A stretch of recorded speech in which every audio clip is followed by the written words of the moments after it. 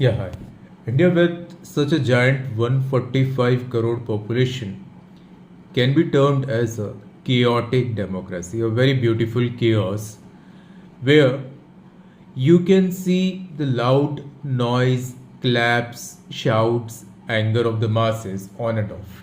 Obviously, it's not possible to cater to the needs and demand of each and every citizenry. When we talk about the world, they call India as the world's largest democracy, world's beautiful democracy. But I would call it as the world's largest orchestra. It might be the satirical term, but that is the fact, where every instrument of this electoral democracy plays its own tune. Yet somehow, the music of this electoral democracy still makes the sense. All these things can be a fodder point for you in your essay paper.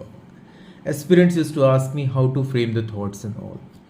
When we look every day's headlines in the newspaper, everywhere there is to be a protest, walkouts, log jams, scams, slogan and all. And you think this can't possibly work, this democracy can't possibly work. But here is the twist. After every 5 years, 900 million people, they used to line up to choose their representative in this indirect democracy, to give this chaos a specific trajectory and specific direction.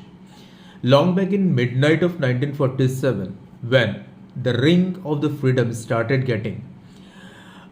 making a noise, at that time the big leaders like Churchill and all, they said this Indian democracy is very fragile, it would fail. Indian democracy is too poor, too diverse, too divided to sustain. But Ambedkar gave the soul and breath in the form of this Indian constitution. He gave us the patience to sustain with the constitutional value. Pandit Nehru called it as a gamble, but it's a very beautiful gamble that we can ever cherish.